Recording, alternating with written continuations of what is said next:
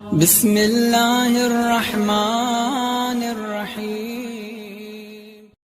اس مہینے میں جو آیت میں نے آپ کے سامنے تلاوت کی ہے، جس کو میں نے عنوان قرار دیا ہے، قرآن کی آیت ہے کہ لعلکم تتقون، اے ایمان والو روزوں کو تم پہ فرض کیا گیا، یا ایھا الذین آمنوا کتب علیکم الصیام کما کتب علی الذین من قبلکم، گزشتہ امتوں پہ بھی روزے فرض کیے گئے تھے۔ کیوں؟ لعلکم، یہاں پہ لعل تعلیل کے لیے، تتقون تاکہ تم متقی بن جاؤ۔ روزہ انسان کو متقی بنانے کے لیے آیا، انسان کے ایمان کو مضبوط کرنے کے لیے آیا۔ عزیزان گرامی، ہر عبادت کا کوئی نہ کوئی فلسفہ ہے، کوئی حکمت ہے۔ نماز انسان کو اخلاص دیتی ہے، روزہ انسان کو متقی بناتا ہے۔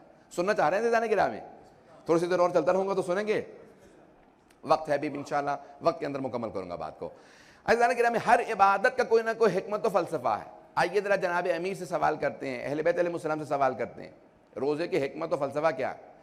جناب سیدہ سلام اللہ علیہا، اللہم صلی علی محمد وعجل فرجہم، اپنے خطبہ فدقیہ کے اندر مختلف جملے پیش کرتی ہیں ہر عبادت سے متعلق، کہ کس عبادت کو اللہ نے کیوں واجب قرار دیا ہے۔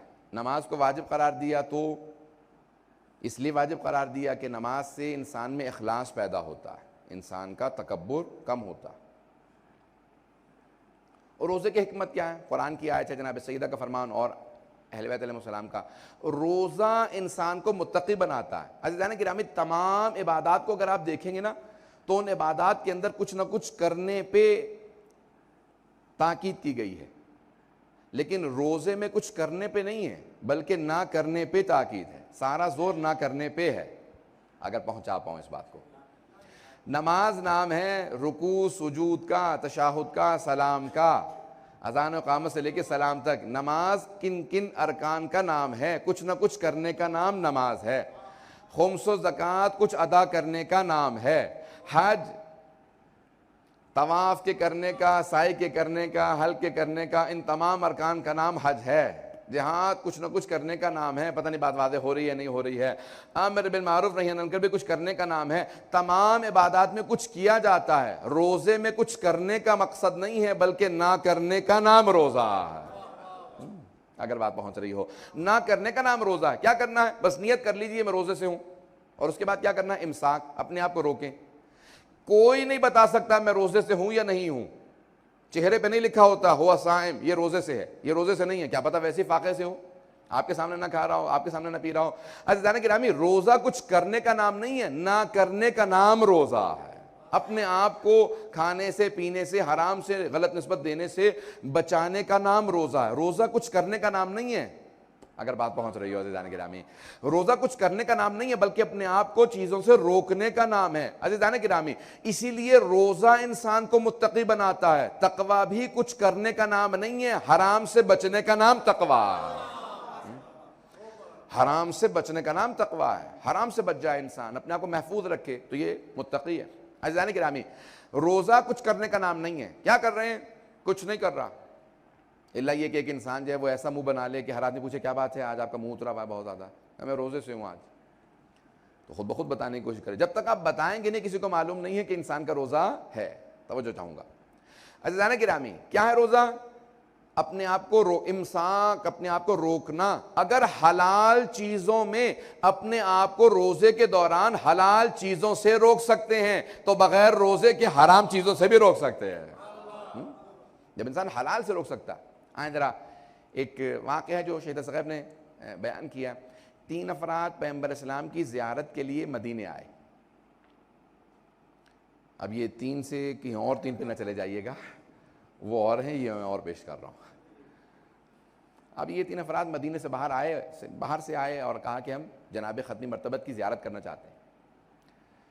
جب مدینے پہنچے تو ان میں سے ایک نے کہا کہ بھئی دیکھو، ہمیں رسول خدا صلی اللہ علیہ وسلم کے لیے زحمت کا سبب نہیں بننا چاہیے۔ تو دوسرے نے پوچھا کہ کیسے زحمت کا سبب بنیں گے؟ کہ اگر ہم تینوں ان کے مہمان بن جائیں تو 3 افراد انہیں گھر پہ رکے ہوں گے، اب ان کو 3 افراد کے کھانے کا اہتمام کرنا پڑے گا، 3 افراد کے رکنے کا اہتمام کرنا پڑے گا۔ تو کہا بات تو تم صحیح کہہ رہے ہو، پھر کیا کریں؟ تو اس نے کہا کہ میں رسول خدا کا مہمان بن جاتا ہوں۔ تو اس نے کہا پھر میں کیا کروں گا؟ کہ تم علی مرتضیٰ کے مہمان بن جاؤ۔ تیسرے نے کہا میں کیا کروں؟ کہ بھئی نہ پیغمبر جیسا کوئی ہے نہ علی جیسا کوئی ہے، تو تم اللہ کے مہمان بن جاؤ۔ پتہ نہیں بات پہنچ رہی ہے نہیں پہنچ رہی. اور تو کسی کے یہاں جا نہیں سکتے تھے. کبھی اللہ کا مہمان کہاں جائے گا؟ کہ رسول خدا کا مہمان ان کے گھر پہ جائے گا, علی مرتضیٰ کا مہمان ان کے گھر پہ. اللہ کا مہمان کا اللہ کا گھر مسجد ہے. تیسرا آدمی مسجد چلا گیا. اب اگلے دن تینوں ملے تو پیغمبر اسلام کے مہمان نے کہا کہ رات رسول خدا نے مجھے کچھ کھجور کھانے کے لیے, تو کچھ دودھ پینے کے لیے دیا, ایک بستر لگایا, کچھ اور کھانے کے لیے روٹی دی, اور بستر لگایا, میں سو گیا. مجھے فجر کے لیے صبح اٹھایا, میں نماز کے لیے بیدار ہو گیا. پیغمبر اسلام کے ساتھ میں نے نماز پڑھی. مسجد میں آنے کے بعد تو جناب امیر علیہ السلام کا جو مہمان تھا اس نے کہا کہ عجیب بات کر رہے ہو, بے عین ہی یہی سب کچھ علی مرتضیٰ نے میرے ساتھ کیا. بے عین ہی اتنے ہی کھجور مجھے کھلائے, اتنا ہی دودھ کی مقدار, وہی بستر, وہی روٹی, سب کچھ جو پیغمبر اسلام کہہ گئے کہ میرا اور علی کا ہاتھ ہر قضا کے اندر برابر ہے. تو اب وہ جو اللہ کا مہمان تھا اس نے پلٹ کے کہا کہ میں اللہ کا مہمان تھا, اللہ نے رات مجھے کھانے کو کچھ نہیں دیا. اگر بات پہنچ رہی ہو, کہا اللہ نے کھانے کو کچھ نہیں دیا, میں اللہ کا مہمان تھا, مسجد اللہ کا گھر ہے, اللہ کے گھر میں تھا, بھوکا رہا رات کو, بستر بھی کوئی خاص اچھا نہیں تھا, نہ کھجور, نہ دودھ, نہ روٹی, کچھ بھی نہیں تھا. فوراً رحمت پروردگار کو جلال آیا اور جناب جبرائیل سے کہا کہ اے جبرائیل جاؤ جا کے میرے حبیب کو کہو کہ درود ہو آپ پر اور آپ کی آل پر. تو جناب جبرائیل آئے, کہا کہ یا رسول اللہ, اللہ آپ پر اور آپ کی آل پہ درود و سلام بھیجتا ہے اور فرماتا ہے کہ میرے مہمان سے کہہ دیجئے کہ اگر بھوک سے بہتر کوئی شے ہوتی تو پروردگار وہی اپنے مہمان کو دیتا. کہا آپ کے مہمان نے صرف فجر پڑھی ہے, میرے مہمان نے تہجد بھی پڑھی ہے. عزیزان گرامی, شب معراج بھی پیغمبر اسلام سے اللہ سبحانہ وتعالی نے کہا میرا بندہ مجھ سے دو حالتوں میں سب سے زیادہ قریب ہوتا ہے, جب سجدے میں ہو یا جب بھوکا ہو.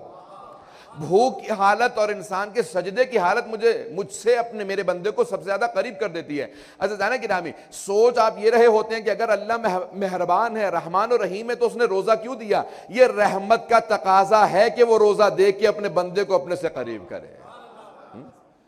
روزے کے ذریعے اپنے بندے کو اپنے سے قریب کرتا ہے. عزیزان گرامی, روزہ اللہ کی رحمت کی علامت ہے. کتب علیکم الصیام, 10 منٹ اور آپ کو زحمت دوں گا. کتب علیکم الصیام, fasting has been prescribed for you. روزہ لکھ دیا گیا. پرسکرپشن کون لکھتا ہے؟ ڈاکٹر لکھتا ہے. جب ایک آدمی مریض ہو جائے نا تو ڈاکٹر کے پاس جاتا ہے, مجھے پرسکرپشن لکھ دیجئے. اللہ کہتا ہے کہ 11 مہینے تم اپنے گناہوں کی وجہ سے آلودہ ہو جاتے ہو, میں نے 1 مہینے روزے لکھے ہیں کہ سارے گناہوں سے پاک ہو جاؤ. میں نے روزے لکھ دیے ہیں, پرسکرائب کیے ہیں. کتب علیکم الصیام کما کتب علی الذین من قبلکم. عزیزان کرام, روزے کے بے انتہا فوائد ہیں. صحت کے لیے اچھا ہے, ہارٹ کے لیے, دل کے, قلب کے لیے اچھا ہے. اس کے بے انتہا فوائد ہیں.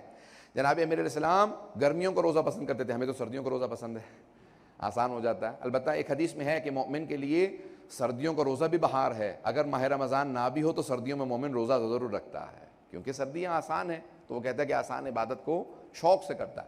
لیکن جناب امیر علیہ السلام فرماتے ہیں مجھے 3 چیزیں دنیا کے اندر بہت پسند ہیں, الجہاد بالسیف والصوم فی السیف واکرام الضیف.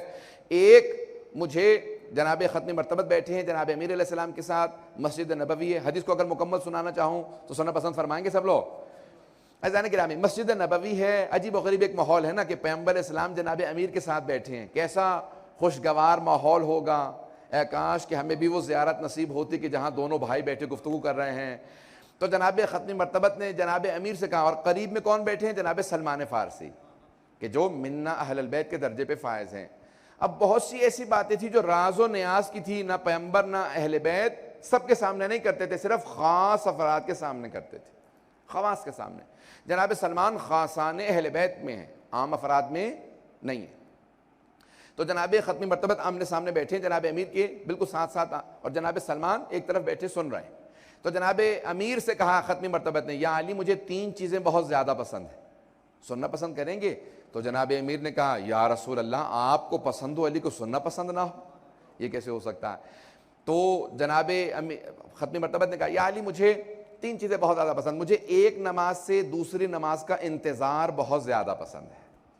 دوسرے, مجھے تشییع جنازہ میں شرکت کرنا بہت زیادہ پسند.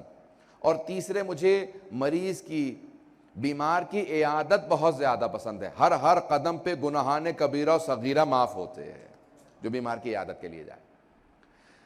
جیسے ہی جناب ختم مرتبت نے حدیث کو مکمل کیا, جناب امیر نے کہا, یا رسول اللہ 3 چیزیں مجھے علی کو بھی بہت زیادہ پسند ہیں. فوراً جناب ختمی مرتبت نے محبت کا، شوق کا اظہار کیا، یا علی فرمائیے آپ کو کیا پسند ہے؟ یعنی ختمی مرتبت سننے کا اشتیاق اظہار کر رہے ہیں کہ علی کو کیا پسند ہے، مجھے سننے کا شوق ہے۔ تو جناب امیر نے کہا جہاد بالسیف والصوم فی السیف واکرام الضیف، مجھے راہ خدا میں تلوار سے جہاد کرنا بہت زیادہ پسند ہے۔ یا رسول اللہ مجھے گرمیوں کے روزے بہت زیادہ پسند ہیں، اور مجھے مہمانوں کی خاطر تواضع کرنا بہت زیادہ پسند ہے۔ اب تک بیان کرنے والے کون تھے؟ دونوں معصوم تھے۔ اب جناب سلمان نے فوراً کہا یا رسول اللہ آپ کی اجازت ہو، یا علی مرتضیٰ اگر آپ کی اجازت ہو، مجھ سلمان کو بھی 3 چیزیں بہت زیادہ پسند ہے۔ اب دونوں معصومین، خاتم النبیین، سید المرسلین، سید الاولیاء، دونوں کے دونوں محبت کا اظہار کرتے ہیں، جناب سلمان کی طرف مڑتے ہیں۔ اب سوچئے جناب سلمان کا مقام کیا؟ سید المرسلین، سید الاولیاء دونوں پلٹتے ہیں جناب سلمان کی طرف، اور دونوں کہتے ہیں سلمان آپ کو کیا پسند ہے، ہم دونوں سننا چاہتے ہیں۔ تو کیا فرمایا؟ جناب سلمان نے فوراً رسول خدا کا رخ کیا، کہا یا رسول اللہ پہلے مجھے آپ دونوں بھائیوں کی اسی طرح سے بیٹھ کے گفتگو سننا بہت زیادہ پسند ہے۔ دوسرے یا رسول اللہ مجھے آپ کے بھائی علی کے چہرے کی زیارت بہت زیادہ پسند ہے، کیونکہ آپ نے فرمایا کہ النظر الی وجہ علی عبادہ، میرے بھائی علی کے چہرے کو دیکھنا عبادت ہے۔ یا رسول خدا مجھے آپ کے بھائی علی کے چہرے کو دیکھنا بہت زیادہ پسند۔ اور تیسرے مجھے مسجدوں کو آباد رکھنا بہت زیادہ پسند، یعنی دینی جگہوں کو، صرف یہاں مراد مسجد نہیں ہے بلکہ مسجد امام بارگاہ، کوئی بھی دینی جگہ عبادت گاہ اس کو آباد رکھنا، بنانا نہیں، آباد رکھنا بہت زیادہ پسند ہے۔ عزیزان گرامی بنانے والے بہت سے ہوتے ہیں، آباد رکھنے والے بہت کم ہوتے ہیں۔ آباد رکھنا، آباد رکھنے میں کیا آتا ہے؟ صفائی ستھرائی کرنا، لوگوں کو دعوت دینا، آنا جانا، یہ جتنے کام ہیں یہ آباد رکھنے میں آتے ہیں۔ جناب سلمان فرماتے ہیں مجھے آباد رکھنا بہت زیادہ پسند ہے، آباد رکھنا۔ تو یا رسول اللہ مجھے، اب یہاں پہ بیان کیا جیسے جناب سلمان نے فوراً جناب جبرائیل علیہ السلام نازل ہوئے، کہا یا رسول اللہ درود و سلام ہو آپ پر اور آپ کی آل پر، اگر آپ کی اجازت ہو تو مجھ جبرائیل کو بھی 3 چیزیں بہت زیادہ پسند ہیں۔ اب فوراً جناب ختم مرتبت نے پوچھا جبرائیل آپ کو کیا پسند ہے؟ کہا یا رسول اللہ مجھے تشییع جنازہ میں شرکت کرنا بہت زیادہ پسند ہے۔ یہ کسے پسند تھا؟ جناب ختم مرتبت کو۔ دوسرے مجھے مہمان کی خاطر تواضع بہت زیادہ پسند ہے، یہ جناب امیر علیہ السلام کو بہت زیادہ۔ اور تیسرے مجھے مسجدوں کو آباد رکھنا بہت زیادہ پسند، یہ جناب سلمان کو۔ اب سوچئے جناب سلمان فارسی کا مقام کیا ہے، ان کی پسند جناب جبرائیل کی پسند ہے۔ کیا رتبہ ہے جناب سلمان کا؟ ایسے ہی نہیں انسان جو جناب سیدہ کے گھر میں خدمت کرتا ہو ایسا ہی رہ جائے، جناب سیدہ کے گھر کے اندر خدمت کرنا اسے منا اہل البیت کا درجہ دیتا ہے، ان کی پسند کو جناب جبرائیل کی پسند بنا دیتا ہے۔ فوراً جناب جبرائیل نے بیان کرنے کے بعد کہا یا رسول اللہ اللہ بھی آپ پر اور آپ کی آل پہ درود و سلام بھیجتا ہے، اور پروردگار فرماتا ہے کہ 3 چیزیں اللہ کو بھی بہت زیادہ پسند ہیں۔ اب تو پنجتنی ہو گئیں اگر بات پہنچ رہی ہو۔ اب کہا کہ یا رسول اللہ اللہ کہتا ہے 3 چیزیں مجھے بہت زیادہ پسند۔ پہلے مجھے وہ زبان بہت زیادہ پسند جو کبھی بھی مجھ سے گلہ شکوہ نہ کرے، جتنی بھی پریشانیاں آ جائیں یہ نہ کہے اللہ نے یہ نہیں کیا، اللہ نے وہ نہیں کیا، اللہ نے ایسا نہیں، کہ کبھی بھی مجھ سے شکوہ نہ کرے، مجھے وہ زبان بہت زیادہ پسند۔ دوسرے مجھے وہ دل بہت زیادہ پسند جو ہمیشہ میرے خوف سے بھرا رہے۔ تیسرے وہ جسم جس پہ پریشانیاں آئیں، بیماریاں آئیں، بلائیں آئیں، امتحانوں آزمائشوں میں گھرا رہے لیکن کبھی مجھ سے کوئی شکوہ نہ کرے، ہمیشہ میرا شکر بجا لاتا رہے۔ عزیزان گرامی یہ 3 کیفیات اگر آپ نے دیکھنی ہے تو محمد و آل محمد کے علاوہ کسی بھی جگہ پہ ایسی نظر نہیں آئیں گی جیسی ان میں نظر آئیں گی۔ اللہم صلی علی محمد و آل محمد، اللہم صلی علی